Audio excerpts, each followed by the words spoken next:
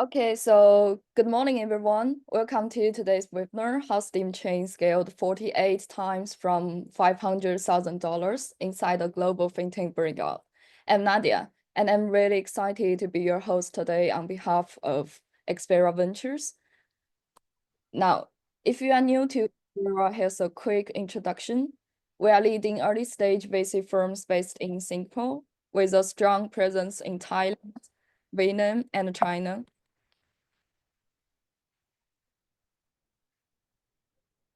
Over the past 24 years, we've launched 5 venture capital funds, invested in 92 companies, achieved 23 successful exits, and we've trained and mentored over 32,000 entrepreneurs through more than 700 programs. And our startups have collectively raised more than 315 million US dollars. So before we get started, just a few quick housekeeping notes. So this session is being recorded and we'll send the recording to you after the webinar. We'll have a 20-minute Q&A at the end, but you can drop your questions into the chat anytime, and we'll try to get to as many as we can. And finally, don't forget to follow Expera on LinkedIn to stay updated on future sessions and resources. All right, let's get to why we are here today. Today, we are featuring a case study from one of Expera's most exciting portfolio companies, Steamchain Corp. Steamchain has created a cost-effective, easy-to-use platform that simplifies international B2B payments. Their platform cuts up to 80% of FX costs, eliminates currency fluctuation risk, and reduces traditional billing costs by up to 20%. They processed over 28 million in transactions in 2024, a 300% increase over the previous year, and they are projecting 84 million in 2025 as they expand across Southeast Asia. So, how did they grow so fast, and what can you learn from that journey? Well, we are lucky to be joined today by the two people behind it all. Dan Biggs, CEO and co-founder of Steamchain. Dan's a seasoned entrepreneur and global trade strategist. He's worked with major clients like AT&T, HP, and Georgia Pacific, and has lived and worked across Germany, Japan, Hong Kong, and Malaysia. Has been involved in U.S. trade policy, co-founded multiple startups, and even served as chairman of the Portland Art Museum's board. He holds a degree in social science from the University of Oregon.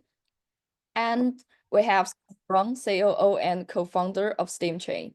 Scott brings 28 years of experience in supply chain, logistics, retail, and tech. Before Steamchain, he was at Nike, and where he built the Nike ID platform from 0 to 86 million in revenue. He's managed operations across Korea, China, Vietnam, and Indonesia, overseeing 50,000 workers and 40 million products per month. And Dan and Scott, it's an honor to have you there. So let's turn things over to you to walk through your journey. Great. Thank you, Nadia, very much. Appreciate that. We'll bring up a deck and tell you a little bit about our company. And what we see is a tremendous value proposition. Scott, if you could back it up to the first slide there, I'd appreciate that. Just a little further background. As Nadia mentioned, both Scott and I have lived and worked in Southeast Asia and in Europe. And that's where we both, through independent business activities, learned about the basic problem of currency conversion costs when businesses are making payments across borders. It's an incredibly difficult and complicated problem. It's exacerbated by many, many factors, including as what's going on in the United States right now with the tariffs that are being talked about. So there are so many payments being made, so many companies involved, and making this efficient is a big problem. So when we talk about Steamchain, based on both Scott and my experience, we realized that there had to be a better way to simplify the global payments. And the three basic problems are reducing the currency conversion costs, and they're incredibly high. The fees are running anywhere from 5 to 11%, and that's according to a study by the World Bank. Currency fluctuation risk is another huge problem. It's a form of unnecessary risk, and it lowers the profits of companies that are making payments.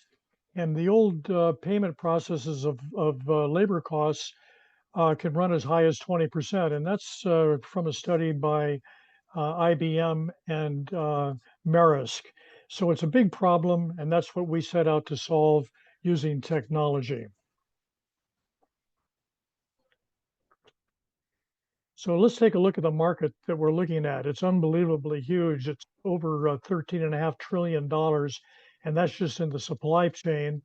And that's where we put our initial focus, but it is immediately morphed into all consumer products, which is another $250 trillion globally. So it's a very, very big market that we're addressing. So here's a looking at the problem, the currency fluctuation costs.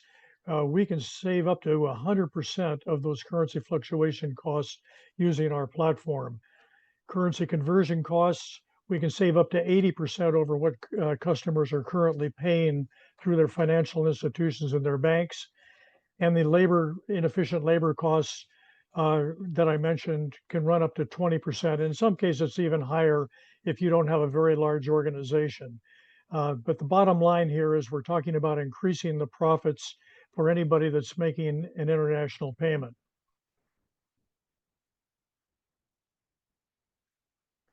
Scott, why don't you run everybody through our platform and how it's working?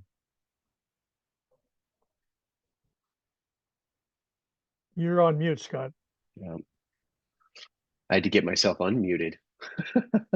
Taking a look at our platform from a technology perspective, something that we did from a strategic perspective was to keep in mind a security first approach. And by doing so, we've decoupled ourselves from financial institutions, which means that our platform is solely independent, which allows us the ability to provide much lower currency rates and processes and fees for that matter, as Dan was citing in the last slide, to our clients. We're cloud-based. We utilize smart contracts and biometric encryption as a element of the security first approach to ensure that every step of the way, both our clients' accounts as well as every transaction processed through our platform is both encrypted, it's secure, and at any point in time, we also have the technology capability to reverse engineer a transaction should anything go sideways, which to date, after the last 5 years, nothing has. We also are employing artificial intelligence, which allows us to monitor, in turn, provide better FX currency rate capabilities and recommendations on the time of day or the time of week for a particular client to process a transaction with different currency pairings. And as you can see in the upper right corner here, we have developed this platform and the capabilities to offer the ability for clients to onboard in over 200 countries, but also to transact in over 150 currencies.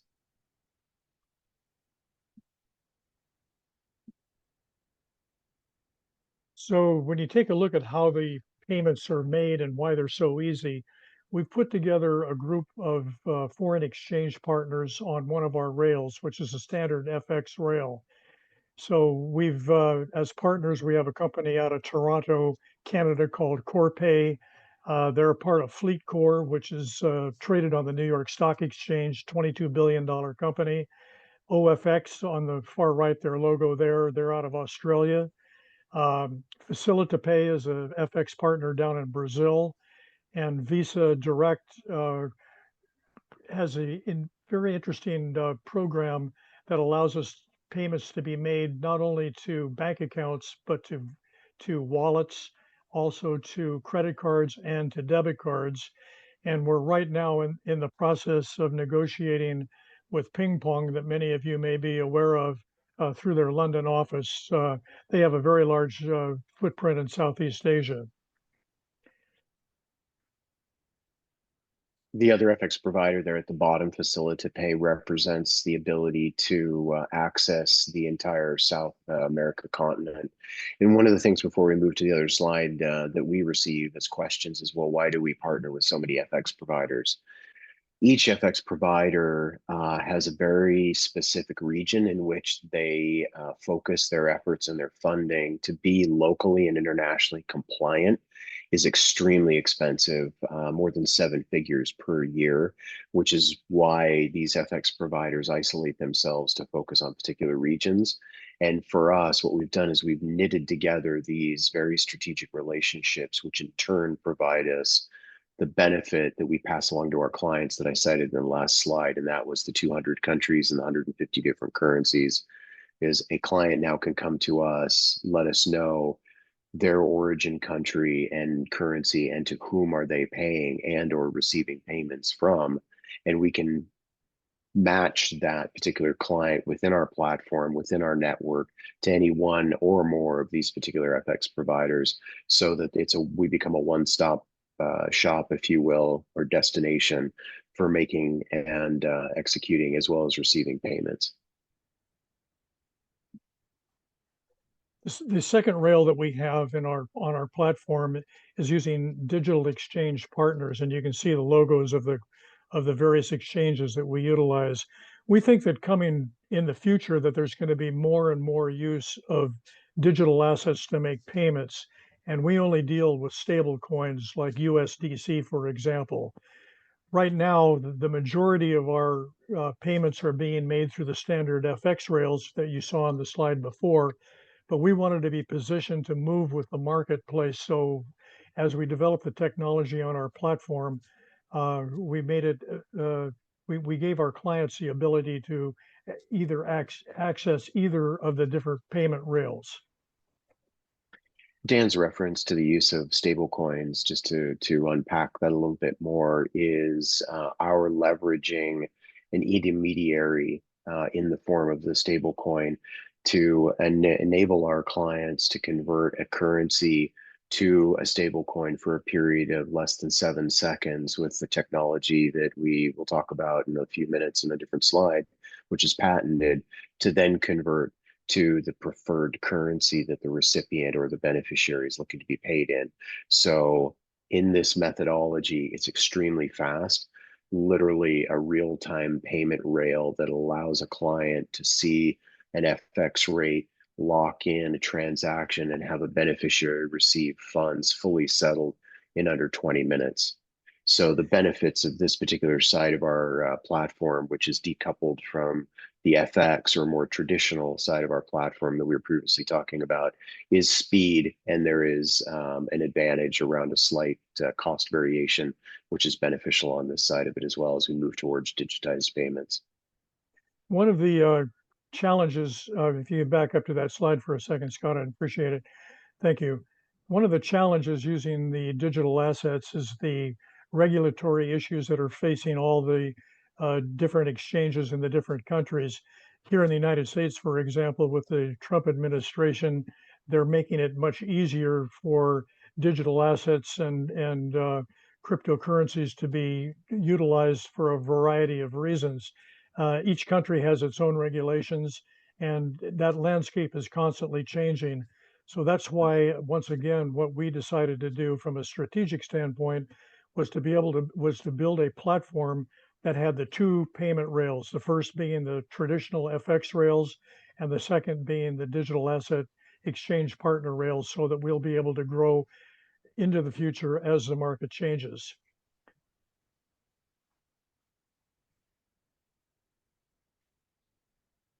So here's a slide that shows how simple it is for the exchange of the money. So a customer of ours has a bank located in the country of origin. It could be the United States, could be Singapore, Vietnam, it doesn't matter wherever that is. They want to make a payment to another partner. So they send the payments that they're going to be making through our platform to our FX partner. And we mentioned Corp using as an example. So in this case here, we're talking about exchanging a USD into the Japanese yen. Our platform and the algorithms make that currency conversion at the strike price at the time that the contract is made, converts the USD into yen, and makes a direct deposit into the customer's bank. So it's really quite simple, and the same methodology works if you're using a digital asset exchange. Scott, you might want to drill down a little bit further on that if you think it's Yeah, necessary. one of the points to highlight here is we've been very thoughtful because of the high degree of risk in working with other clients' monies. We don't touch, hold, or possess any of our clients' funds at any point in time. So as Dan describes the process that you're seeing in front of you here, our platform is represented by the box. That is the technology platform that knits together the processes that enable the conversion from A to B currency on behalf of a client and then a recipient or a beneficiary. Our FX partner will pull through either wire or ACH from a client's bank once given permissions through the creation of a transaction. They're the entities that have the liquidity in all of the currencies. And because they're holding the liquidity in such large volumes, that's another reason why we're able to pass along the preferential FX rates. That FX partner pulls origin funds and then exchanges those based on the transaction details that have been confirmed by our client within our platform, the recipient funds, and the deposits those directly into that beneficiary's bank. This process that you're seeing right here, we typically see if you're going to go to a financial institution or a bank, taking anywhere from a minimum of 3 days, in some cases, depending on the exotic nature of a currency, up to 14 days before those funds are fully settled and available for a beneficiary to access. With our model, the ancillary benefit here is that this takes anywhere from 4 hours to no more than 8 hours in total. And that is only because it depends on the time of day that a client will access our platform, which is accessible 24/7, 7 days a week.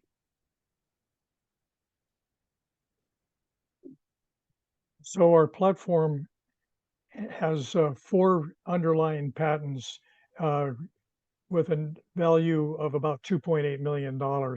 It's in the pending process right now, and we expect this year to have, if the U.S. Patent Office does its job, we expect those patents to be issued. So we're pretty excited about that. But I've got to tell you, for you entrepreneurs that are listening in, and you're going through the patent process, it is a long and laborious enterprise, and you just have to be patient because of the time that it takes to get patents issued. Not to mention, it's very expensive.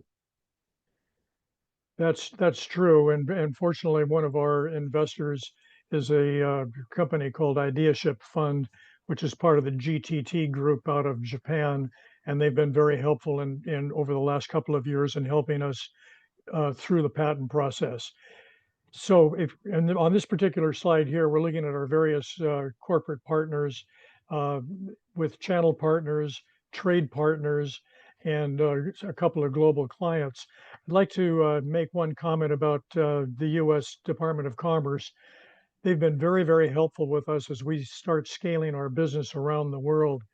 They've vetted us, and when we move into a new territory, the U.S. Embassy in the country will actually bring a letter of introduction for Steamchain to our potential customer and let them know that we've been vetted and that we're who we are, that what we say we are, and it's been very, very good. And we've gone through that same process, with Quebec and JETRO, which is a Japan International Trade Organization, et cetera. So as we scale the business, we're looking for these kind of trade partners on a global basis that'll help us grow our business.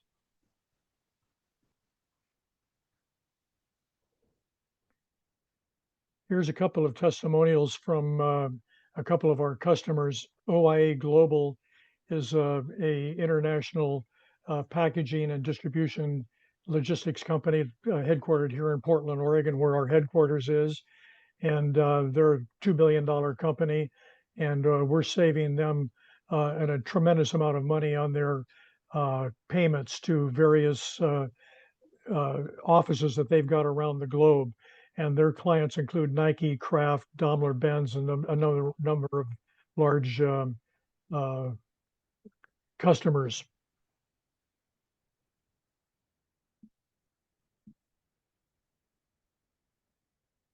SSUI is another company here in the United States. They're very interesting in that they audit invoices for logistics companies that are making and moving product around the world. So they will audit invoices for UPS, DHL, FedEx, etc. And then they will make payments on behalf of those companies to their various trade partners. And what's interesting here is that they were using a very large bank here in the US called the US Bank to make their payments. We took that business away from US Bank because we could save them 60 to 70% on every one of their transactions. So we're saving their clients millions of dollars in their payments every year.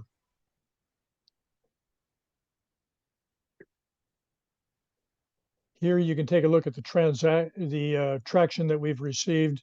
Taking a look at the years on the left, we're in 2023. We ran about 7 million through our platform. Last year, 28 million. Nadia had mentioned that's about a 300% increase over the previous year. We're looking to do 75 to 85 million this year, and then 2026, 150 million, and then 300 and some odd million in 2027. And this is all based on us being able to bring on more human assets here in the US, but also in the various locations in Southeast Asia and also in South America as we expand our business. Scott, you might want to talk a little bit about the expansion strategy for them.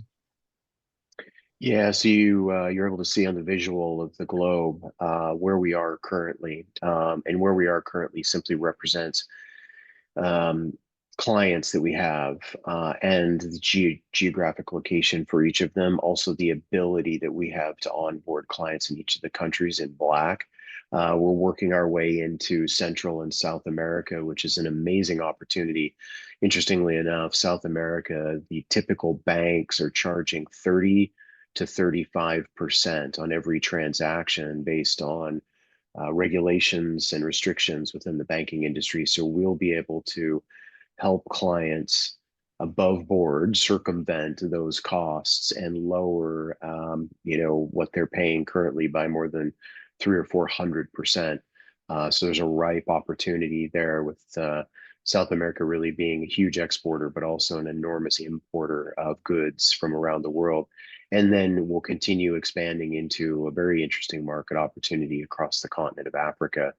There's a lot of complexity there. There's a lot of needs as technology advances, and so does trade, both in and out of that region.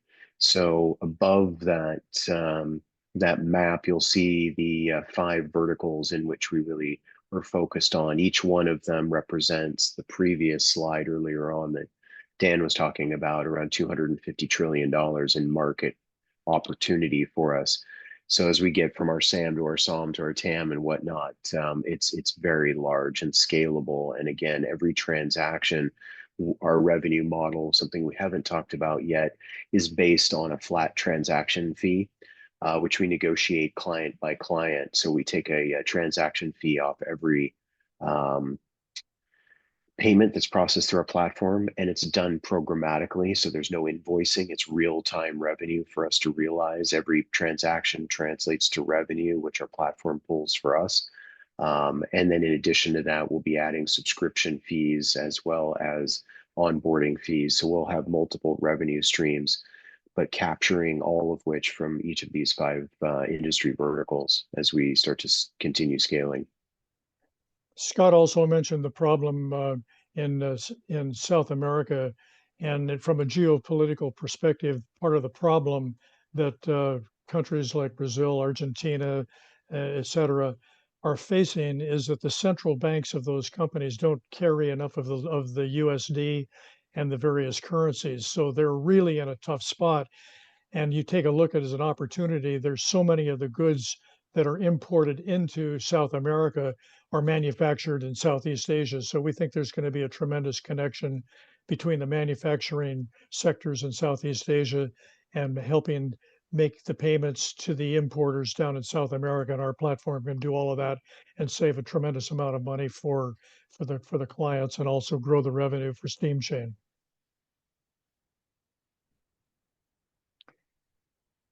So, as all good entrepreneurs, we're talking about having people join Steamchain. We're looking actively for customers, obviously. So if anybody in the listening audience knows somebody that might like to hear about the value proposition that we have, please make the introduction. We would appreciate it. We're looking for customers, obviously. We're looking for channel partners.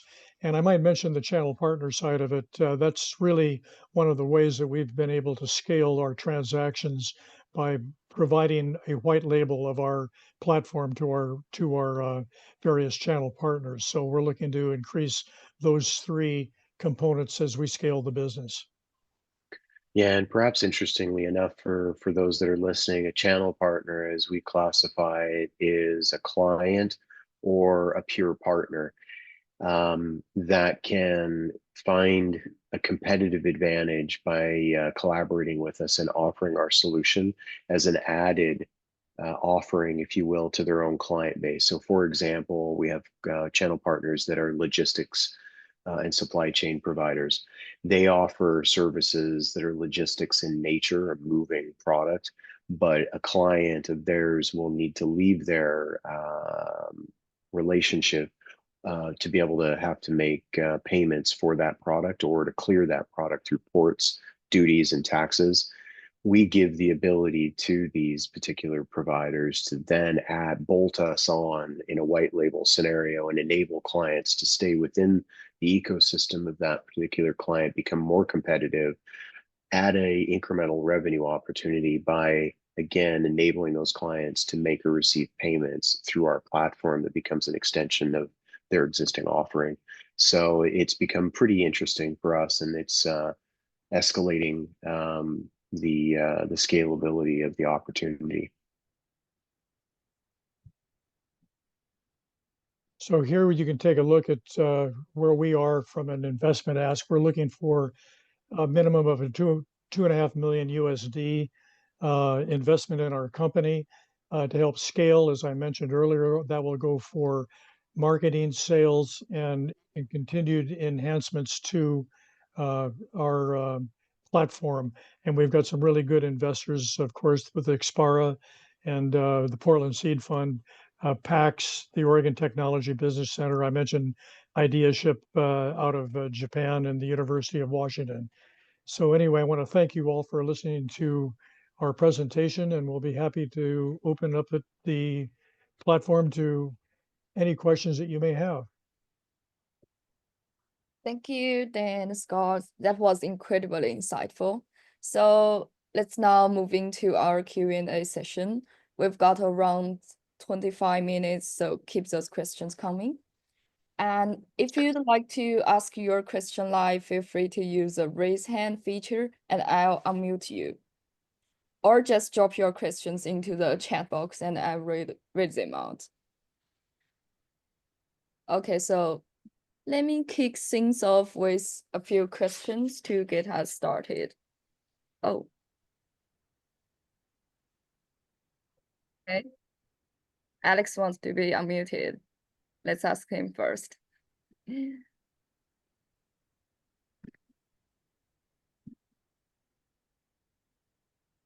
Poor Alex, he got unmuted, then muted again. Yeah. All right. Hi, Alex. Hi, thanks Nadia for inviting me for this meeting, and thanks Dan and Scott for this explanation as to what your solution do. The first question I have a couple of questions. I hope that's okay. I think the first question I have is, because I've been seeking for a solution actually to reduce cross-country conversion rates. I'm suffering right now because in some of the deals I have done, banks would charge me like anywhere from 3 to 4%. And for this year, I'm looking at companies like Payoneer, Wise Business, Currency from Hong Kong. I'm also evaluating Instagram. So my question is, and I mean these conversion companies, they charge something like a 0.x% of a certain transaction. So I have a few questions for you. The first question is, how does your rates differ from these other companies that I've mentioned? And and the second thing is, what's the difference, right, in terms of going through Steamchain and going through these other companies?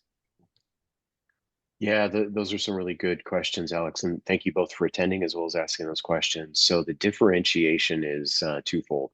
One, we've deliberately decoupled ourselves from the financial institutions, so we're not beholden to, connected with, or related to any banks, where all of the FX providers that you cited, Wise, Payoneer, Instagram, etc., rely on banks for access to currency. So when they quote you a fee of whether it's 0.3% or 3%, whatever that fee may be, that's the top line fee that you're seeing. But what's hidden or opaque below that is the fact that the banks are charging a fee. Then the banks go to currency providers, so there's another fee. And then there's an overhead fee that's all buried within the FX rates that they provide you. They'll provide FX rates that they will give a statement as market. But what we end up doing with all of our clients is that we encourage them to get a quote either from their bank or go to one of those platforms that you're citing and provide get a quote and then compare that to our platform, because RFX providers or our digitized exchange partners are holding the liquidity themselves in large volume, and therefore they're able to pass along those savings in a volume approach, which allows us to beat by, in many cases, 50, 60, even 70% the FX rate that you've been quoted by your bank or one of those providers such as Payoneer, et cetera. And our flat transaction fee is very, very small. So even layering that in, we're still very competitive. The last piece of competitive advantage that we have, when you look at those providers, they're all very good and they're very reputable. So they do an awesome job. They do an excellent job of user interface. You can use them on mobile. You can use them very easily. However, they really focus on huge volumes in small transactions. Mom is sending her daughter funds for college. Grandma's receiving funds from her family in a small amount. That's where they're really making a huge amount of revenue by going after the millions of consumers, when our focus is providing a very scalable model for large transactions done frequently from a B2B perspective. So we've really leaned into and focused on supporting corporations with a very easy to use, very cost competitive, and fast solution. Hopefully that answers your questions. Yes, but can I ask more questions, Nadia? Yeah, sure, of course, go Okay. on. So I think thanks for the explanation. I think that makes sense. Can you run us through the process itself now? Because right now I have a bank account and I'm trying to move some of this money into one of this Pioneer whatsoever that I mentioned, just so that I can then convert the money and send it to my factories somewhere else, right, in another country.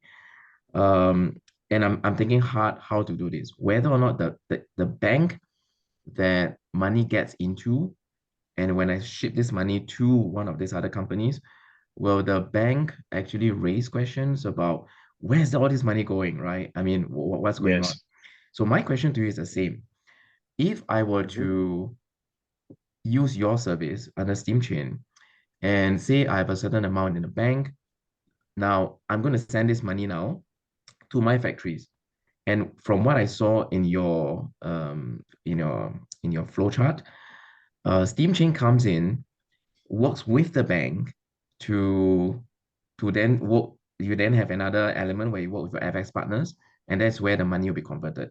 So this is totally transparent to me. I don't need to explain to the bank anything. Is that understanding correct? Yeah, you're 100% correct. And Alex, you just brought up another benefit of our platform, and that is you control your money at all times, and it never needs to be moved from your bank to another entity to hold on to in order to guarantee a transaction. That provides you with risk, and it also provides you with a lack of control over your funds that in many cases you need for operating expenses. So with us, you have your funds remain with your bank and they never leave your bank unless you create a transaction on our platform to make a payment to a beneficiary. And what happens next is real time. You come into our platform, you see the current FX rates, and if they're agreeable to you, you click confirm, and those FX rates are locked.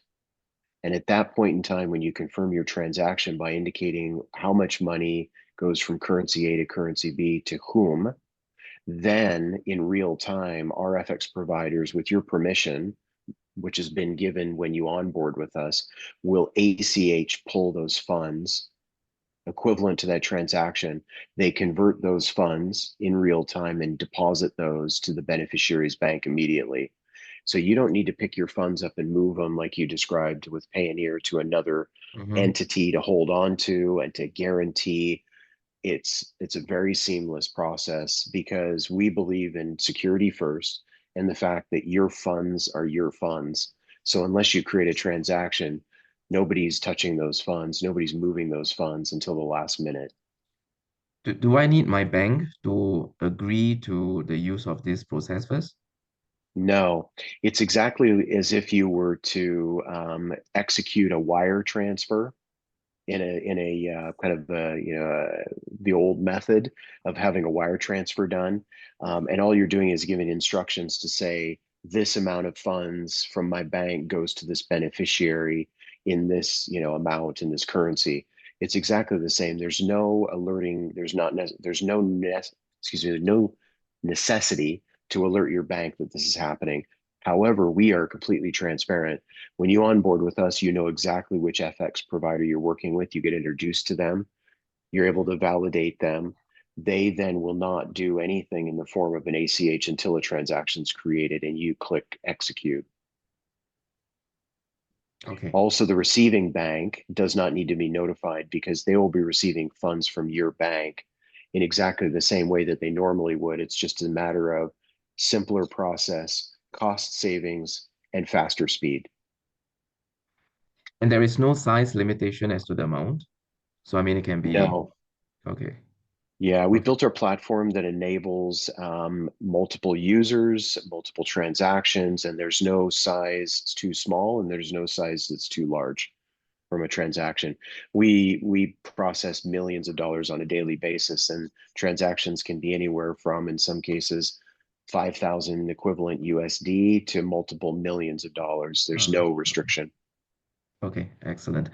And what are your rates like, by the way? You mentioned a fixed rate. Yeah, we negotiate our rates with each client as they come on board. There's a range, and typically it can be from 0.5 to 1.5 to 2%. And even at the 2%, and it's based on the exotic nature of the currency that the conversion is happening in. That's why we have a different scale.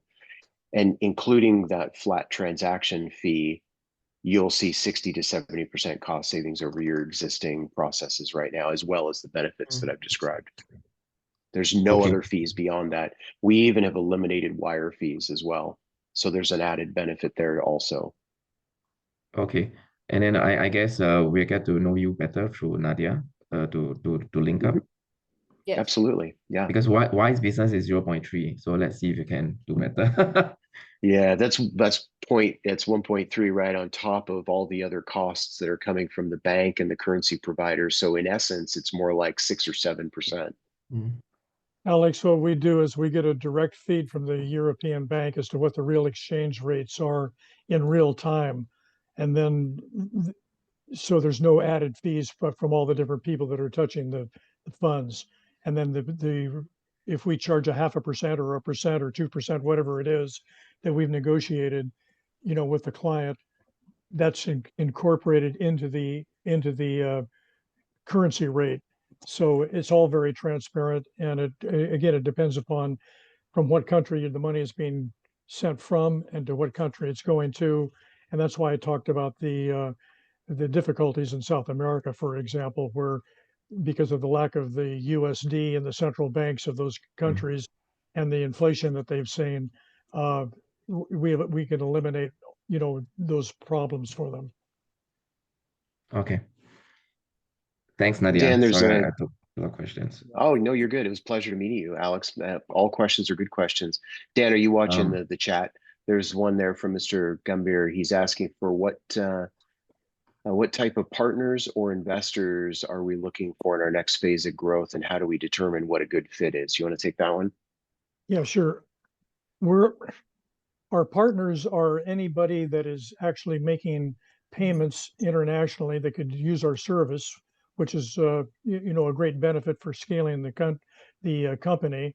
And from an investment perspective, we're looking for investors that want to participate in the growth of our business.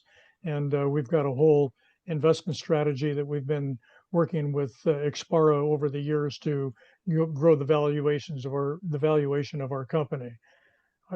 Hopefully that answers your question at the very high level, but I'll be happy to go into greater detail offline if you want to hear more about our company. And we've got a complete data room of all the statistics that you need about our company if you're looking at the possibility of an investment.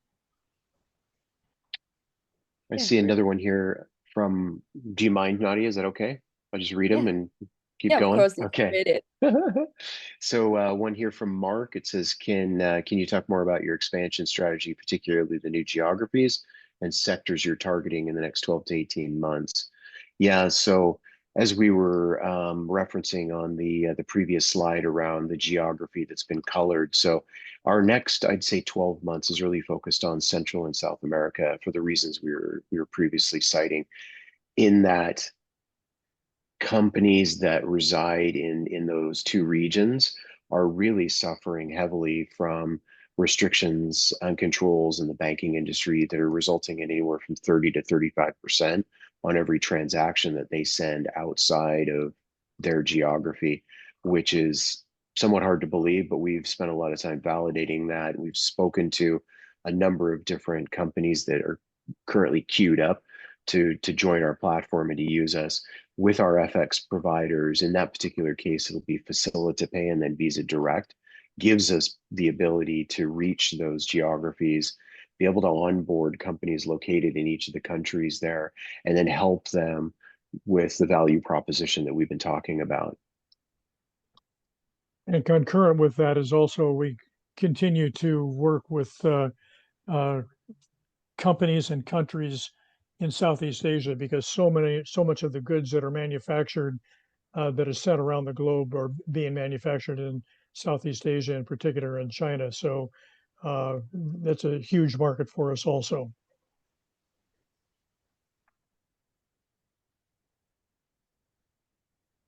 Yeah, great.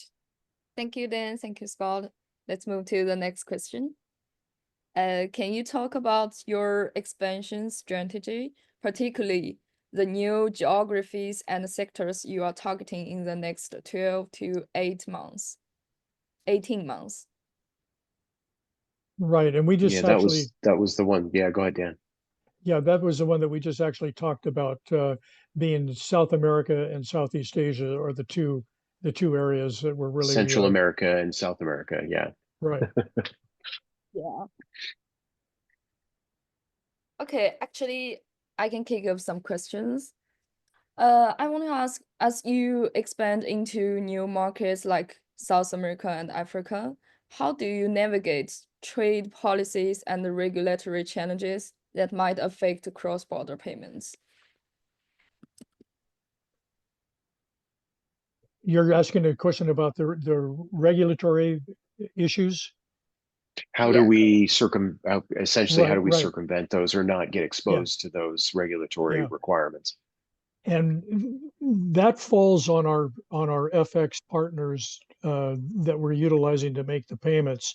We go through at Steamchain, a very extensive KYC and bad actor program of all of our clients. And we make the introduction, as Scott mentioned earlier, to our FX partner, who also has a similar process that they go through. So our FX partners, if they're making a payment to companies or customers in Vietnam, for example, they have done all the vetting and they've done all of the necessary compliance issues that the country of Vietnam requires for payments to be made into that country from the United States or Canada or wherever the origin country is. So these FX partners that we have are very, very large organizations that have been doing this for more than 20 years. I mentioned Corp earlier, 22 million market cap, traded on the New York Stock Exchange, and those are the kinds of partners that we put together, as we built our company. Yeah, got it. Thank you. So Alex raised another question. He asked, does this system go through SWIFT? If it does not, I'm surprised, therefore, for the support from DOC. Scott, you We want to don't jump on route that? through Swift because we can play within the Swift arena because that's really a cross-border payment methodology that's centralized throughout Europe. So we have Swift capabilities through our FX providers. But if I were to knit together the last few answers to questions, our FX providers, we interview them very, very rigorously to ensure that they're both locally compliant, internationally compliant. They have all of the appropriate licensing, which allows us to push the cost and the adherence to all of that licensing on them to ensure that they're compliant for every transaction. And that's the entity and or entities that offer the payment methodologies, pulling from a client's bank, converting for liquidity they hold themselves, and then sending those same transactions directly to a recipient's bank. So we have Swift, we have Wire, we have ACH methodologies on both sides of the equation. And that is pulling from the client's bank and also sending to the beneficiary's bank, which allows us to perform the global transaction capabilities and remain completely compliant. And Alex, if you want to find out more information as you go through Nadia at Expara to reach out to us, we can send you some information about our FX partners, like Corpay and the different capabilities that they have. Because in addition to being able to make payments, they also do forward contracts and hedging and a bunch of variety of other opportunities to save money on international payments.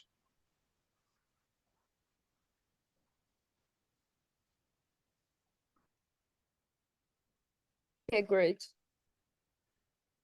And from Chi, how do you keep innovating, stay ahead of competitors in this space?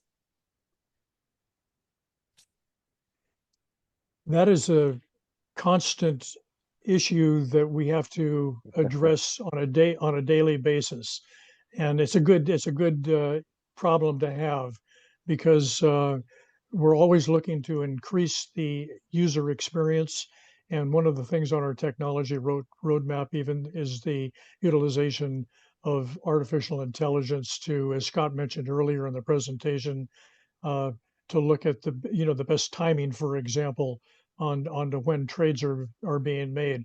When are the people working in Asia, when the U.S. is sleeping, for example, and there's a whole bunch of data that is being gathered that will help us enhance our platform. But we're constantly working to keep our platform working and integrated, seamlessly with our FX trading partners. Okay, Yeah, thank you. enhancements in security, enhancements in user capabilities, the enhancements that will allow, because we're B2B focused, companies upload mass transactions at one time in our platform to be able to evaluate those and effectively translate them and execute. The ability for our platform, as Dan said, to make recommendations on, hey, Alex, you want to make a payment from your country currency to one of your manufacturers. Our platform will let you know, don't do it right now because the FX rate is not in your favor, and you can lock that in, and our platform will watch for a pair of currencies to match to your recommendation that you define and then execute on your behalf. So a lot of different capabilities that allow us to stay both competitive, but also to be leveraging inbound IT and just informational capabilities to allow us to stay at least half a step ahead because the velocity is moving quickly. Okay, great. Thank you, Dan, Scott. So we got a question from Joseph. Hi, Joseph. Hello. I'm Joseph Remesar. I'm the CEO of the Check. We are, it's different to define, but we have an application that can identify people using biophysical signals, you know. It's like biometric, but we don't use biometric. We use heart rate, body temperature, that class of things, create a pattern that artificial intelligence can compare in real time with the person. And the person have to use a ring, an iWatch, something connect to the Bluetooth. I have been working in a user case in Singapore for the cryptocurrency. So it's similar to you have, we stop in the biometric identity. So I'm trying to use our system to create it. I don't know if you know, but Singapore is the leader, worldwide leader in cryptocurrency hub. But they already have a project, Project Ubu, that have been running for 5 years. And it's almost doing the same thing you do. But they have been operational for the last 3-4 years, you know. So every cryptocurrency, and Singapore, they're handling now over 320 different cryptocurrencies are going through this platform. So in South Asia, especially Malaysia, Singapore, Indonesia, you will have a very strong competitor for your product because there's something already there. In fact, right now I am in Jakarta, Indonesia, because I had to dealing with different regulations in different countries. The regulations for cryptocurrency in Indonesia are different to Singapore, Malaysia. But we're going to the place when cryptocurrency have to follow in the same rules of the banking, the normal banking. So it's not a question, is maybe we can work together to find a way to use my technology in your platform so I can extend it to the South Asian market. I myself are looking for investors, so it's a tough time for, look for investors. Anything over 1 million, the VCs, everybody's, checking you very close because, the money's gone. The additional, we have this hit from the United States. So Mr. Donald Trump is not doing the thing easy from the East Asia market. So that's the one thing. The other thing is maybe we can partner for South America. I am South America. I was born in Venezuela. So I already have a company there. I have been working in 4 markets in South America. Mexico, that is not South America. Mexico is North America. Most of Mexicans believe that. And in South America, the big market is Brazil. But it's very complex because Brazil, like Malaysia, is a federation. That means every state has different rules. It's not a centralized country. The 2 big countries with more Chinese investment are Venezuela, over $100 billion per year. And behind that is Brazil. Brazil is half, 55 billion US dollars investment from China. Argentina is in 3rd place. But I don't know if you know what happened. The peso is going down yesterday 4%. Because Argentina, Venezuela, they have 2 different rates for the dollar. So these are countries that you can find a way to get your product, but there are complete different cases. You know, South America is not a country; it's many. Okay, So so Joe, yeah, like we I know you have just 5 minutes and I talk too much. So anyway, what I want so to let's say take one is, last question. yes, Yeah. let's try. You know, we need more time. I need more time to explain this and how we can collaborate or partnership. In this, we set have up let's in set up a common. time. Yeah, Let's this, set up you know. let's set up a time to learn more about what it is that you're talking about. Maybe there's a way that we can work together. Yeah, definitely. I think that you can help me and I can help you, you know, in some way. And maybe in that way we can find both the investor we are looking for. All right. Yeah. Thanks, Yeah, great. Nadia. Sounds good. Thank you, Joe. Yeah. We can catch up after this. Okay, so we're just about out of time, so let's wrap up the Q&A sessions. And I still want to share something with you for the last 5 minutes.